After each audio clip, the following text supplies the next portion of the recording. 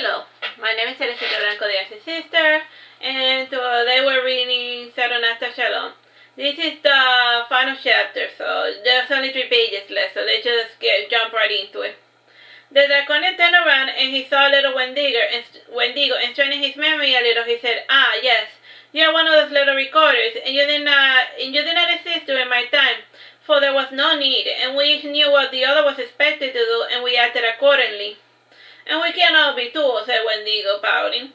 Chalon pouted, noticing that the little observer was still in the scene, and remembering his training, Wendigo moved back a pace to get a different camera angle of Chalon and the Draconian conversation. The Draconian asked a pertinent question: "What happened to Elijah?"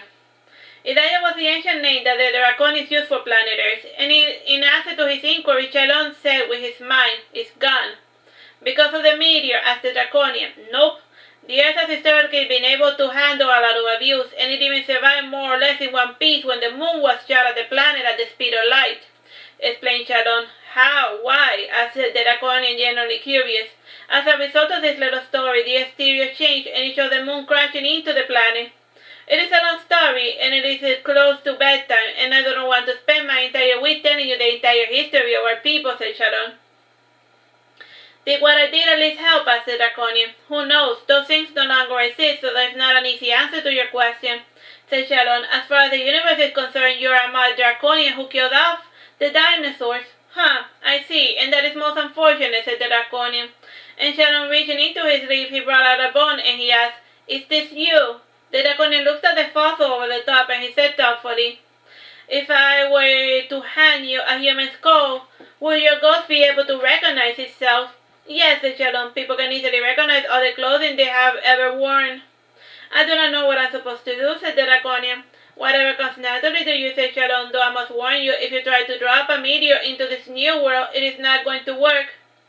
"I think it would be better for me to return to sleep. Regardless of whatever face I wear, at the core, I am still the same fool," said the Draconian. "You will only be a fool if you choose inaction, and there are entire worlds filled with sleepers who have turned their backs on existence, and I do not blame you if you desire to dream, as long as you do not force others to follow in your path," said Chalon. The Draconian was silent for a bit, and then he said with his face cracking a little, "Now I understand." "You understand what?" asked Wendigo. Nothing. It is no longer important," said the Draconian. And he held out his hand, and a mask appeared, and he placed it over his face, and it warped into the face of Damien, and his body's features regained some humanity to them, though he kept the wings and the tail. As Damien said, "My soul is ready." And Chalon brought out a copy of the Death Sight, and he swung it at Damien, who moved back a bit, thinking that it was actually a real battle, and he was a bit slow on the dodge, and so the tip of the sight struck him right in the forehead. And since at that moment Damien had his strongest willpower, the magic of the duplicate of the Death Sight resurrected him. This was not what Damien had in mind, and as for Chalon, he was instructed to resurrect any magic users that he could, regardless of how ancient or how far back they originated from. And the Death Sight technically can resurrect any fellow, and this being a sprite copy, it only has a certain number of charges, and one would think that Chalon had used it all up by now. And despite being here for almost 2 decades, Chalon had not been able to make use of the sights, not even once. Regardless, he initiated all of the affinity battles by giving a good whack at the ghost with the sights, and in total the sight had 37 charges left, and he could only gain more by drawing power from the original. And the original had been lost when the entire planet went kaput, and it had first been discovered in a crater left behind when the moon was shot against Earth, and it was found in an ancient graveyard surrounded by ghosts waiting to be revived. And nobody knows who or what created this weapon against death. And as for Damien, the shock of the resurrection caused the area to collapse, and Chalon and Damien were back in the graveyard. Damien did not return in the flesh of a human, rather he was a binary fusion of a human and a Draconian, and his body was a mirror image of what Chalon had seen in the area, and why he had resurrected, returned as soul was a matter of some speculation, and there were plenty of records of the workings of the Death Sight, and since his people were present-oriented type of souls, there was not a lot of deviation when they revived, and it's in the spirits concerned with the past tended to cause the most surprises, and Damien was the most surprised indeed, and as with most revivals, Damien let out a hoarse screech, and this awoke the Undertaker Victor. In shock, he fell back on his seat, and he dragged himself a bit backwards, and he said, "What in the gods is that?" And Chalon wrote, "Relax, it's just a dragon, no need to get so antsy." "Ah, yes, a dragon. And why would there be dragons? He's a bit of a noisy fellow," said Victor, and he regarded Damien by scratching and rocking his head with a bit of mild amusement, and Chalon did not know what Damien was thinking.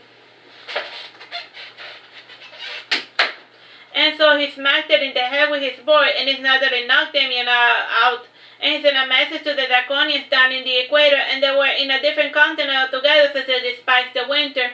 And Chalon picked up the large Damien, and he started walking out of the cemetery, and Victor followed Chalon with his eyes still he was out of sight, and the entire night had been rather strange indeed. Chalon jumped over the fence to avoid the guards, and he made his way towards the tallest building in society, and it was the observation dedicated to the god Anu, and the priestess would visit there from time to time for the purposes of divination, and the roof was a solid glass dome of velvet make, and society originally had been an elf city till the humans had taken over it over many centuries, and now the only signs of the ancient elven past were the roofs decorating the bars holding up the glass. And from up there, Chalon waited for the rotating spiral to appear, and it had two large hollow discs at each end, and the shape that appeared with a cloud should have been that resembled moonlight over Chalon, and it then picked up Damien. And with Damien returned to his people, Chalon returned to his camp to be with his son, and when he returned, his mom was not escape waiting for him, and she said, "No luck?" "No," said Chalon, using his actual human voice. And Kate smiled when she finally heard it, and it had been quite many years since Chalon had chosen not to speak. And she prepared a bath for Chalon, and while the bath was being made, he evacuated behind a bush, and when he was done, he entered the hot bath. And he did not linger there as before, and when he felt himself clean, he wrapped himself in a towel and went to his trailer. And he prepared his bed, and he laid out his dogs to sleep beside him, and it was a little bit early for him, and normally he would wait for some hours past midnight to fall asleep, but he was tired both physically and mentally. And he laid his head on the pillow, and he closed his eyes, and within 5 minutes, Chalon was found asleep.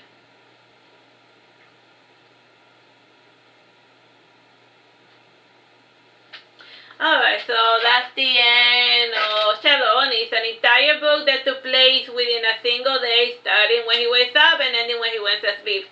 Like, it was just a little it was just like I wrote the Saturnastra book series during the experimental phase. So then I was just experimenting with like first person, second person, or how long the time took place between a course of a few months, a couple, 2 decades, or a book been taking place within a single day. So I hope you have fun with Chalon's little adventures. Bye bye and God bless.